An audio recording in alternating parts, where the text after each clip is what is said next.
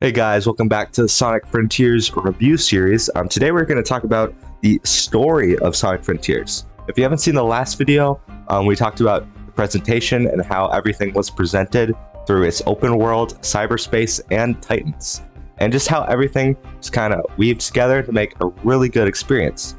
In this episode, second episode of 3, we're going to talk about the story. And disclaimer, obviously, I'm going to go into spoiler territory and my thoughts on it. So, yeah, if you don't want spoilers, just don't watch this video.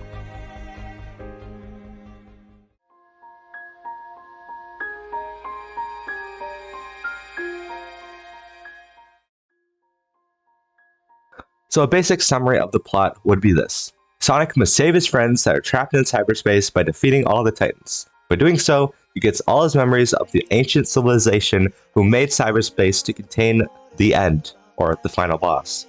A new character called Sage, who was created by Eggman to help him escape cyberspace, too tries to stop Sonic by attacking him with the Titans. Sonic ends up defeating all the Titans and freeing the end, and finds out too late that that was a bad thing. Sage realizes Sonic is a good guy and sacrifices herself to stop the end. The end is such a dumb name for a final boss. Now, overall, this is probably the best Sonic story in terms of execution since Sonic Adventure 2. I really felt for these characters, and we'll get into that later. I feel like the ending was a little lackluster. The end was unexpected, which makes it such a good boss, conceptually, but I did not enjoy the gameplay of it at all. It also doesn't help that the end is just a giant move. It was hard to take it seriously as the final boss, especially after the awesome Titans. Yeah, it was really underwhelming for me. I'm actually not too mad at this because it's the opposite scenario with most games.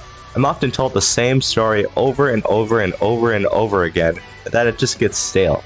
Because I play a lot of Mario games and, there's not a lot of story in those games. So yeah, it was kind of refreshing to play a game where I didn't really know what the story was and it was kind of complicated. I kind of like that.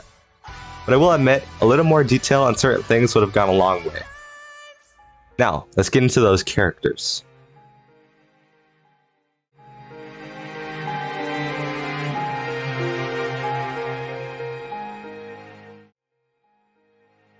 First, let's talk about the character development.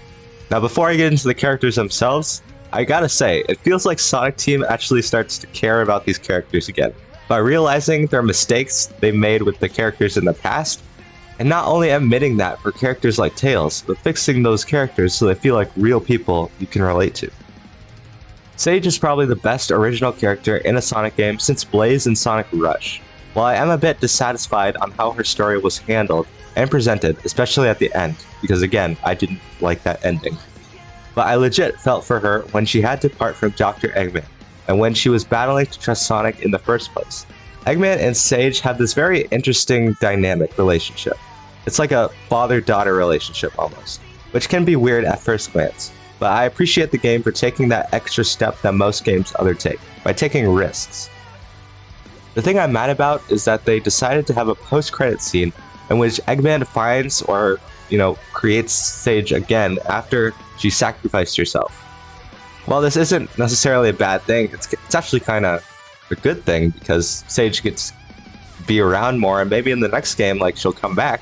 But I hate it when companies do this because bringing back a character that quote-unquote died, it makes me feel less for characters going forward because when a character makes a sacrifice, it doesn't hit me as hard because that sacrifice won't necessarily be in vain. It makes me think less about them because I know in the back of my mind that they'll eventually come back.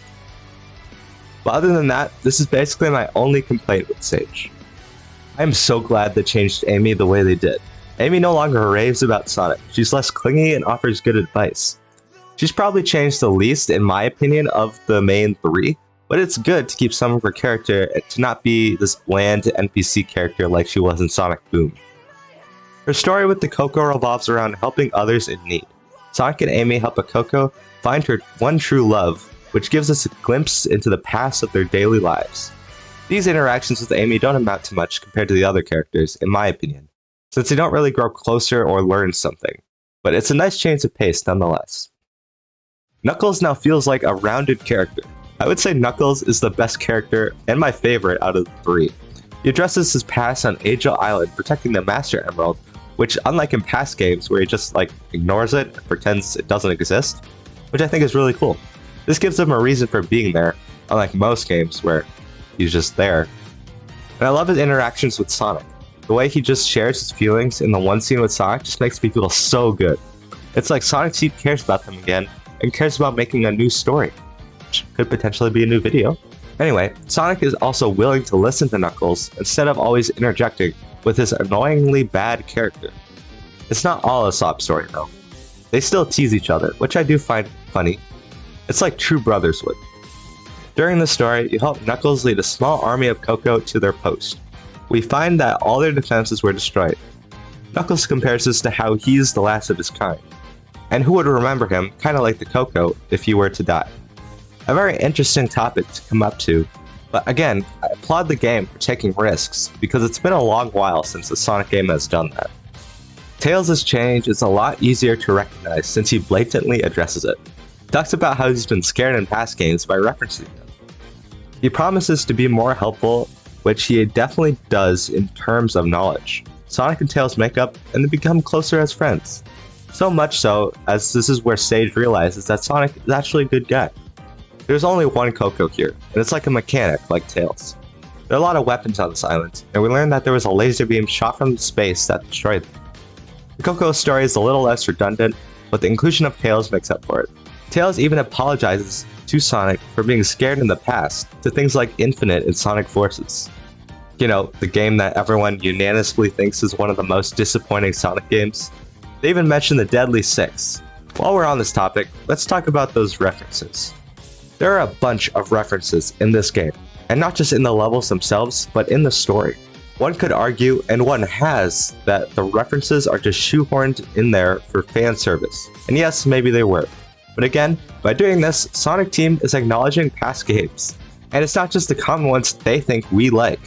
It's the ones that we actually have good memories with, like Sonic 3, Adventure, Adventure 2, even Unleashed. Most of these references are just in the egg memos you can get from Fishing with Big. I do wish some of these were made into cutscenes with Eggman, because we need more of him, and some of these things would have been pretty entertaining. And yes, too much referencing is a bad thing. It's not bad when a company caters to the fans' wants.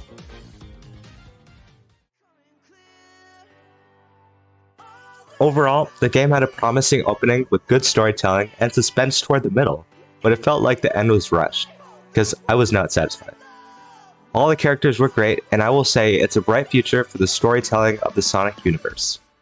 Thank you, Ian Flynn.